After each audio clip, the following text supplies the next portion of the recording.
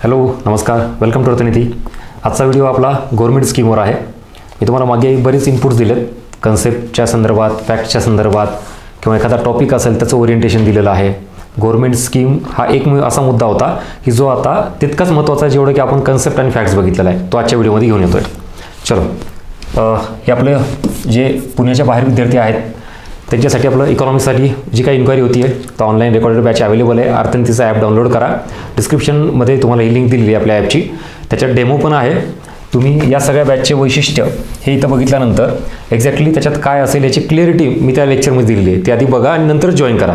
तुम्हाला सगळ्या गोष्टी हे झाल्या तरच कम्फर्ट असेल तर ठीक आहे। पुढं बॅचचा कालावधी हा 6 महिन्यांचा आहे, जे इथून पुढे तुम्हाला राज्यसेवा आणि कंबाईन दोन्ही एक्झामसाठी मी ड्युरेशन ठेवलेलं आहे। 3 टाइम्स व्ह्यू आहे आणि ही बॅच परत दोन्ही एक्झामसाठी राज्यसेवा आणि कंबाईन त्यात सगळं मेन्शन केलेलं आहे। असं का बरं दोन्ही एक्झाम होतात का, काय नाही, आयोगाचे पेपर घेऊन PYQ एक्सप्लेनेशन घेऊन या सगळ्या गोष्टींचं तिथं तुम्हाला स्पष्टीकरण दिलेलं आहे। त्यामुळे तुम्ही डिसिजन घ्या काय करायचं ते। चला पुढं, आज आपली योजना आहे, ती योजना म्हणजेच पर्वतमाला। कुठलीही योजना करताना एखादी योजना आपण अभ्यासाला घेतली तर काय करतो, त्याची सुरुवात किंवा घोषणा याच्या संदर्भात वर्ष, जे की खूप गरजेचं आहे। आयोग नेहमी याला टार्गेट करतं। म्हणजे तुम्हाला पूर्वपरीक्षेला कधीही कुठली योजना आली तर मॅक्झिमम प्रश्न हे कशावर आले, त्याच्या वर्षावर आले, त्यामुळे स्टार मार्क करा, ते तुम्हाला केलं पाहिजे, सुरुवात किंवा घोषणा कधी झाली ते। नेक्स्ट दुसरा पॉईंट आपण काय करतो, ऑब्जेक्टिव्ह। एखादी योजना जी सुरू झाली त्याच्यामागे सरकारचा काय उद्देश होता, हेतू काय होता, कशामुळे सुरुवात केली, that is called as objective, हा एक मुद्दा आहे। आणि नंतर टार्गेट ग्रुप किंवा एखादा एरिया, म्हणजे त्या योजनेअंतर्गत ग्रामीण भाग टार्गेट केला आहे की शहरी भाग टार्गेट केला आहे, किंवा व्यक्तीनुसार SC ST असा काही समाज टार्गेट केला आहे की महिलांसाठी टार्गेट केलेला आहे, व्हॉट एव्हर हे टार्गेट ग्रुप असेल किंवा एखादा एरिया असेल, हा पण आयोगाने विचारलेला आहे इथपर्यंत। मग हे सगळं जे आपण बघतोय ना हे फॅक्ट्स आहेत, कशाचे, रिगार्डिंग योजना, आणि पाठ करतो पुढे जातो। पण हे सगळे योजनेचे एवढे फॅक्ट्स पाठ करून असे कितीतरी योजना आहेत आणि मग सगळेच फॅक्ट्स एकत्र येतात, कन्फ्युजन होतं आणि मुळात योजनासुद्धा अभ्यासाला जड जातात। त्याचं एकमेव कारण आहे आपण ह्या सगळ्या गोष्टीकडे लक्ष देतो, त्यासोबत एखादा ॲडिशन करा, हे तर करायचंच आहे, पण इकडं बॅकग्राऊंड। एखादी योजना जर तुम्हाला आता इथून पुढं हा आजचा व्हिडिओ बघितल्यानंतर पर्सनल एखादी योजना करा, तुम्हाला लक्षात येईल त्याची पार्श्वभूमी, त्याचं बॅकग्राऊंड जर बघितला, ती योजना का सुरू केली त्याचं उत्तर मिळतं आणि ह्या गोष्टी पाठ करायची गरज राहणार नाही। तुम्हाला लक्षात येईल की याचा ऑब्जेक्टिव्ह असं का आहे, टार्गेट ग्रुप कुठला आहे, टार्गेट एरिया कुठला आहे, का, कारण त्याची पार्श्वभूमी माहीत नाही आपल्याला, म्हणून जड जातं। सो बॅकग्राऊंड ज्यावेळेला आपण बघतो ना एखाद्या कुठल्याही योजनेचं, मुळात योजना म्हणजे काय, it is a part of government policy, सरकारचं धोरण आहे। आणि सरकारचं धोरण नेमकं काय असतं, कुठल्याही देशाचं डेव्हलपमेंट करणं, पण ही डेव्हलपमेंट म्हणजेच विकास ज्याला म्हणतो आपण, ती कशी करणं, सर्वसमावेशक असली पाहिजे, हे सरकारचं धोरण आहे। हे धोरण इम्प्लिमेंट करण्यासाठी सरकार काय करतं, योजना जाहीर करतं, म्हणजे गव्हर्नमेंट पॉलिसी याचं ॲप्लिकेशन करण्यासाठी गव्हर्नमेंट स्कीम। क्लिअर इथपर्यंत। आता हा जो विकास आहे ना हा सर्वसमावेशक करायचा असेल तर काय करावं लागेल, आपल्याला आर्थिक गोष्टीही आपल्याला इक्वलिटी आणावं लागेल, त्याला आपण आर्थिक समानता म्हणतो। संपत्तीचं केंद्रीकरण न होता विकेंद्रीकरण झालं पाहिजे, राष्ट्रीय उत्पन्न तळागाळातील लोकांपर्यंत पोहोचलं पाहिजे, ह्याला म्हणायचं आर्थिक समानता। नेक्स्ट पुन्हा दुसरा घटक घेतला जातो सामाजिक, जी सामाजिक विषमता आहे, ठराविक जाती धर्म याच्यानुसारच काही लोक विकसित आहेत काही अविकसित आहेत, म्हणून इथं सामाजिक विषमता ही एक कमी करण्यास सरकारचं धोरण असतं। मग आर्थिक विषमता कमी करण्यासाठी सरकारच्या काही योजना आहेत, सामाजिक विषमता कमी करण्यासाठी सरकारच्या योजना आहेत। हे जेवढं खरं आहे तेवढंच इथं येतं रिजन। भारतामध्ये कितीतरी राज्य आहेत ज्याला आपण मागास म्हणतो। विकसित राज्यामध्ये काय येतं, महाराष्ट्र, कर्नाटक, गुजरात असे काही ठराविक राज्य येतात। अविकसित राज्यामध्ये काय येतं, UP, बिहार, झारखंड, हे छत्तीसगड किंवा नॉर्थ ईस्टकडचे राज्य असतील काही। म्हणजे ही जी आहे ना ह्याला म्हणायचं प्रादेशिक विषमता, रिजनल इम्बॅलन्स, हे सुद्धा आपल्याला कमी करायचं ना। सरकारचा हा विकासाचा जो काही धोरणात्मक भाग आहे त्याला सर्वसमावेशक हा शब्द आहे। जसे इथं सगळे समाज व्यक्ती आले पाहिजे, गरीब श्रीमंत आले पाहिजे, तसंच इथं सगळे रिजन पण आले पाहिजे। या पद्धतीनं it is a part of government policy आणि हे सगळी समानता साध्य करण्यासाठी काय करतो आपण, गव्हर्नमेंट स्कीम सरकार इम्प्लिमेंट करतं। मग आजच्या या व्हिडिओमधला आपला एक घटक कुठला आहे, रिजनल इम्बॅलन्स। आपल्याला प्रादेशिक विषमता कमी करायची आहे। जे राज्य मागे आहेत, ज्यांना आजपर्यंत विकासाच्या प्रक्रियेमध्ये आपल्याला सामावून घेता आलं नाही, त्यांना सामावून घेण्यासाठी सरकारचं धोरण आहे, त्यांच्यासाठी योजना आहे। आणि हीच प्रादेशिक विषमता कमी करण्यासाठी आजची योजना आहे आपली पर्वतमाला, a step towards new India. म्हणजे विशेषतः इथं जर तुम्ही बघितलात ही योजना कशासाठी आहे, तर ही रोपवे डेव्हलपमेंटसाठी आहे। मग मी आत्ता सांगितलं असे काही प्रदेश आहेत जे अविकसित आहेत, विशेषतः नॉर्थ ईस्टकडचे किंवा उत्तरेकडचे प्रदेश, त्यांना जॉग्राफिकल बाउंड्री ज्या लागून आहेत किंवा जॉग्राफिकल लिमिटेशन्स आहेत, त्यांना इतर आंतरराष्ट्रीय बाउंड्री ज्या आहेत, देश आहेत, त्यांच्या तणावाच्या वातावरणामध्ये ते राहतात. परत पहाडी इलाका खूपच आहे, डोंगराळ प्रदेश आहे, आपल्यासारखं तिथं बेसिक इन्फ्रास्ट्रक्चर डेव्हलप करू शकत नाहीत, जसं की रस्ते, रेल्वे शक्यच नाहीत, एवढे तिथं मर्यादा आहे त्यांना. सो अशा रिजनसाठी तिथलचं वाहतूक व्यवस्था असेल, ट्रान्सपोर्टेशन असेल, तिथलच्या लोकांचं येणं जाणं असेल, हे सुरळीत होण्यासाठी ही योजना केलेली आहे. त्यालाच आपण रोपवे म्हणतो, म्हणजेच पर्वतमाला स्कीम. तुम्ही भारतमाला, त्याच्यानंतर सागरमाला ऐकला असेल. भारतमाला ही सुद्धा कनेक्टिव्हिटीचीच स्कीम आहे. कशाची? रस्ते, महामार्ग. सागरमाला कशाची आहे? त्याच्यानंतर पोर्ट्स डेव्हलपमेंट ती आहे. म्हणजे भारतमाला, सागरमाला याच्यानंतर सरकारने काय टार्गेट केलं? हा इकडचा एरिया, ह्याला म्हणायचं पर्वतमाला. तुम्ही ह्यालाच बघा, रोपवेज म्हणून नॅशनल रोपवेज डेव्हलपमेंट प्रोग्राम म्हणून ओळखलं जातं. रेलवेज आहे, त्याच्यानंतर वॉटरवेज आहे, नॅशनल हायवेज आहेत. In the same way this is a scheme for ropeways. म्हणजे सगळे वेज आहेत, पण इथं वेगवेगळे. ह्याच्या आधी काय केले होते आपण? इथं तुम्ही जर बघितलं असाल तर वॉटरवेज हे पण झालेलं आहे, त्याच्यानंतर रेलवेज हे पण झालेलं आहे, ट्रान्सपोर्ट तर याचा आहेच, हायवे हे पण आहे. आता इथं काय आहे? रोपवे, हे Parvatmala, national ropeway development programme. National ropeway development programme हा एक कीवर्ड लक्षात ठेवा. जर तुम्हाला परीक्षेमध्ये क्वेश्चन पर्वतमाला या नावाने आला नाही तर या नावाने येऊ शकतो, परत कन्फ्युजन नको की NRDP काय. So national ropeway development programme, त्यालाच आपण शॉर्टमध्ये काय म्हणतो? पर्वतमाला. चलो लेट स्टार्ट. इथं provide pollution free transport, employment काय ते सगळंच बघू. हे सुद्धा कीवर्ड लक्षात ठेवा इथलचे हे वाले. आणि ह्याची घोषणा कधी केलेली आहे?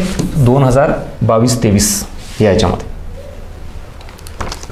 आता ह्या संदर्भात बॅकग्राऊंड पार्श्वभूमी तुम्हाला लक्षात आल्यानंतर आता याचे फॅक्ट्स ज्यावेळेला मी तुम्हाला सांगेल ना, तेव्हा क्लिअर कट कळेल की ही योजना कशासाठी सुरू केली आणि याचे काय फॅक्ट्स आहेत ते सगळे.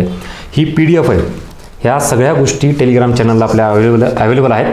अर्थनीती बाय गजानन बस्के सर्च करा किंवा डिस्क्रिप्शन बॉक्समध्ये याची लिंक टाकली टेलिग्रामची. PDFची प्रिंट काढा आणि मग हे व्हिडिओ बघा.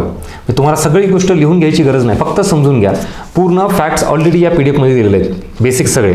ठीक आहे, चलो. हा इथं रोपवे आहे. इथे तुम्हाला गाव दिसत असेल बघा, जरा थोडे झूम करतो. याचा उद्देश सांगतो काय ते. याआधी सगळे इमेजेस बघून घ्या, तुम्हाला कळतं. हे आता इथून कनेक्टिव्हिटी आहे. हा सगळा इथलचा रिजन आहे, पहाडी एरिया आहे. त्याच्यानंतर अजून पण सेम दाखवतो इकडं. हा सुद्धा बघा, हा रिजन आहे, इथं गाव दिसत आहे. मग हे इथून इकडं खाली किंवा हे रस्ते फार मर्यादा आहे त्याला याला. आणि अशी इकडून इकडं जर दोन जोडायचे असतील तर रेल्वे किंवा काय बाकीच्या गोष्टी इथं जरा जास्त पॉसिबल नाही आहेत ह्याच्यात. ठीक आहे, हे झालं एवढं त्याचं बॅकग्राऊंड. आता ह्याच्या बेसिसवर हे जे इमेजेस आहेत ना, तुम्हाला आत्ता जे बॅकग्राऊंड कळालं, त्याच्या बेसिसवर जे फॅक्ट्स बघा काय आहेत ते. लिहून घ्यायची गरज नाही, हे ऑलरेडी PDF आहे आपल्या टेलिग्राम चॅनलला. ह्याची घोषणा आहे 2022-23 साली करण्यात आली बजेटमध्ये. परत याचं मंत्रालय, मिनिस्ट्री कुठलं आहे तर केंद्रीय रस्ते वाहतूक व महामार्ग मंत्रालय, त्याच्या अंतर्गत ही स्कीम राबवली जाते. म्हणजेच केंद्र सरकारची स्कीम आहे. आयोगाने हे पण प्रश्न विचारले, एखादी स्कीम केंद्र सरकारची का राज्य सरकारची. So point to be noted. त्यानंतर इथं जर एखादी कुठली नोडल एजन्सी विचारली तुम्हाला या मंत्रालयाअंतर्गत इम्प्लिमेंटेशन करण्यासाठी कुठली एजन्सी आहे तर national highway logistic management limited, NHLML ही स्कीम ही संस्था आहे. National highways logistic management limited. पुढं आता महत्त्वाचा पॉईंट सुरू झाला. तुम्हाला आयोग ज्यावेळेला प्रश्न विचारतं पर्वतमाला संदर्भात खालील विधाने विचारात घ्या, मग पुढचा पॉईंट येतो. पर्यटनाला चालना देण्यासाठी ही योजना सुरू करण्यात आलेली आहे. Statement correct or wrong. So yes, correct. Next, दुर्गम डोंगराळ भागासाठी ही योजना सुरू करण्यात आलेली आहे. Yes, second statement is also correct. इथं कनेक्टिव्हिटी किंवा ट्रान्सपोर्ट याची सुविधा देण्यासाठी ही योजना सुरू करण्यात आलेली आहे. All statement are correct. मग हेच सगळं पर्वतमाला योजनेबद्दल तुम्हाला आले तर निवडता आलं पाहिजे. म्हणजेच इथं टुरिझमला पण चालना दिलेली आहे. त्याच्यात हा जो काही मेन पर्पज आहे ही योजना सुरू करण्याचा तो कुठला आहे? नॉर्थ ईस्ट किंवा उत्तरेकडे जो डोंगराळ भाग आहे ना सगळा, आता फक्त नॉर्थ ईस्ट येईल का? मग इकडं पण अलीकडचा जो उत्तराखंडचा वगैरे भाग आहे तो पण येईल त्याच्यामध्ये. आणि जे काही तिथलचे व्यक्ती आहेत, प्रवासी आहेत, टुरिस्ट आहेत, त्यांच्यासाठी ही वाहतूक सुविधा करता यावी म्हणून ही योजना सुरू केलेली आहे. नेक्स्ट, पुढचा पॉईंट महत्त्वाचा इथं, इतर राज्यांमध्ये जे काही ट्रॅडिशनल म्हणजे पारंपरिक रस्ते, रेल्वे अशा काही वाहतुकीच्या सुविधा आहेत त्या इकडे देऊ शकत नाहीत. कारण तिथं सगळं हे बांधणं पॉसिबल नाही आहे. त्याच्यासाठी हा त्याला एक बेस्ट ऑप्शन म्हणून रोपवे ही सुविधा सुरू केलेली आहे. ठीक आहे. मोस्ट इम्पॉर्टंट पॉईंट ह्याच्यात अजून एक आहे. याच सगळ्या बाबतीत हे जे आत्ता केंद्र सरकार जे धोरण राबवतं या योजनेचं, हे PPP तत्वावर राबवतं. स्टार मार्क करा. PPP म्हणजेच पब्लिक प्रायव्हेट पार्टनरशिप. पूर्णतः केंद्र सरकार नाही तर हे खाजगीला संस्थेला सोबत घेऊन ही सगळे राबवतं. तुम्हाला क्लिअर कट अजून एक असा ऑप्शन येऊ शकतो. पर्वतमाला ही स्कीम सार्वजनिक खाजगी भागीदारी तत्वावर काम करते किंवा राबवली जाते. So statement is correct. Next, हे योजनेबद्दलचे वैशिष्ट्य पुढे. आता त्यावेळेला जेव्हा घोषणा झाली होती 2022-23च्या अर्थसंकल्पामध्ये, तेव्हा यांनी 60 किलोमीटर लांबीच्या 8 रोपवे प्रकल्पाची घोषणा केली होती. सो नंतर ऑब्व्हियसली भरपूर वाढलेत. आकडा मला वाटतं नियर अबाउट 250च्या आसपास आहे. करंटमध्ये बदलतं सगळं हे. जसं अपडेट होईल तसं तुम्हाला टेलिग्रामवर मिळेल. जेव्हा ही घोषणा झाली होती त्याचे हे बेसिक पॉईंट्स आहेत. आणि असं नाही की फक्त नॉर्थ ईस्टलाच आहे, उत्तरेकडचेच राज्याकडे आहे, इव्हन आपल्या महाराष्ट्रात सुद्धा रोपवे आहेत. त्यामुळे हा मुद्दा फक्त पर्टिक्युलरली डेडिकेटेडली पर्वतमाला स्कीम म्हणला तर उत्तरेकडे सगळं आणि नॉर्थ ईस्टचा रिजन हा वाला. पुढं आता याचे ठिकाणं जर विचारले, सुरुवातीच्या टप्प्यामध्ये केंद्र सरकारने असा निर्णय घेतला होता की खालील या ठिकाणी आम्ही हे सुरू करणार आहे. तर कुठं? मग उत्तराखंड, हिमाचल प्रदेश, जम्मू काश्मीर तो वाला रिजन उत्तरेकडचा. आणि तसंच इकडं आलो तर आपण तर मग ईशान्येकडचा म्हणजे नॉर्थ ईस्ट रिजन, तो वरचा पूर्ण पट्टा आपला भारताचा, ते ह्याच्यासाठी पर्वतमालासाठी आहे. नेक्स्ट, आता इथं तुम्हाला मी आत्ताच सांगितलं की रस्ते, रेल्वे किंवा इव्हन हवाई वाहतूकसुद्धा इकडे पॉसिबल नाही आहे. सो अशा ठिकाणी वाहतुकीचा पर्याय म्हणून याचा वापर केलेला आहे. जनरली काय होतं, तुम्ही हे जे रिजन बघितलेत हे सगळे, इथं कुठंतरी आपण ह्या रिजनमध्ये एअरपोर्ट बांधायला परत मर्यादा येते, प्लेन एरिया नाही आहे. परत रेल्वे हे म्हणलं की लँड ॲक्विसिशन आलं, त्यालाही तिथं प्रॉब्लेम येतो. रस्त्यासाठी तसंच आहे. म्हणजे ह्या सगळ्या गोष्टीला एक पर्याय म्हणून इथं एक तर जमिनीचा वापर फार कमी होतो. हे हवेत चाललंय सगळं बघा. इथं जमीन जास्त लागत नाही आहे. फक्त जिथं जिथं ते पिलर्स वगैरे लावायचे का तेवढीच आहे. बाकी तुम्ही इथं एरिया हे जरी वरून गेलं तर खालचा एरिया तर कामाला येतो ना. हे घर पाडायची गरज आहे का? इथून रस्ता चालला का? हवेत ह्यांचं चालू आहे, ह्यांची खालची ॲक्टिव्हिटी चालू आहे. हा एक प्लस पॉईंट आहे. दुसरा महत्त्वाचा पॉईंट आहे, तुम्हाला अजून एक पर्वतमालाबद्दल येऊ शकतो. या सगळ्या गोष्टी शाश्वत आहेत म्हणा किंवा पर्यावरणपूरक आहेत. तर यस, इथं काही पेट्रोल डिझेल असं काही वापरलं जातं आहे का? इथं काही प्रदूषण होतं आहे का? रस्ते आहेत का? म्हणजे गाड्या आहेत का? ट्रॅफिक आहे का? बिलकुल नाही आहे. म्हणजेच हा इथं सगळ्यात महत्त्वाचा इको फ्रेंडली हा एक वाहतुकीचा पर्याय आहे. त्याला तिथं सस्टेनेबल शाश्वत वापरला शब्द. कार्यक्षम व शाश्वत वाहतुकीचा पर्याय म्हणून रोपवे विकास कार्यक्रम राबवण्यात आलेला आहे. Statement is correct or wrong? तुम्ही डिसाईड करा. आता करेक्ट आहे. पुढं आणि ऑब्व्हियसली सरळ एक रस्ते बांधणी ज्याला म्हणतो ना आपण, ती इथं पॉसिबल आहे. रस्ते बांधणीपेक्षा रोपवे बांधणी. रस्त्यांना काय येतं, आता हे जे पहाड आहे हे इकडं जे तुम्ही गेलात हे, तर हे इकडं हे इथून हे असा आला, हे इकडून असा आला, परत हे इकडं घ्या. म्हणजे जसं जसं अवेलेबिलिटी त्याच्यानुसार हे करावं लागतं हे. आणि त्याच्यात परत ते खर्च तेवढाच वाढला. हे इथून एक पिलर असा बांधला, इथून थेट हे इथं आलं, इथं एक पिलर बांधला, स्ट्रेट लाईनमध्ये तुम्हाला वाहतूक क्लिअर झाली. झालं, आपण बसल्या बसल्या एक रोपवे तयार केला. राईट. चलो, भूसंपादनाचा इथं काही प्रॉब्लेम नाही आहे. विजेची बचत असते, म्हणजे प्रदूषण नाही आहे, हे त्याचे प्लस पॉईंट आहेत सगळे. संसाधनाची जास्त आवश्यकता नाही आहे, देखभालीचा खर्च जास्त नाही आहे ॲज कम्पेअर टू रेल्वे आणि हे आपलं रोडवेज, त्या संदर्भात तुलना करतोय मी. हां, मोस्ट इम्पॉर्टंट पॉईंट, एवढ्या सगळ्या गोष्टींचा इथं अजून काय फायनली फायदा होईल माहिती आहे का? हे जे आहेत ना हे असे दुर्गम भागात, अतिदुर्गम भागात, डोंगराळ भागात जे गावं आहेत, तिथलचे जे लोक आहेत, त्यांनी कधी काय डेव्हलपमेंटच्या या मेन स्ट्रीममध्ये यायचंच नाही का? जर तिथं रस्ते रेल्वे होऊच शकत नाही तर ह्यांनी आयुष्यभर तसंच राहायचं का? त्यांना बघा ना, तुम्ही मेन स्ट्रीममध्ये मेन शहरामध्ये हे येऊ शकत नाहीत, एवढे तिथं चॅलेंजेस आहेत, लिमिटेशन्स आहेत त्यांना.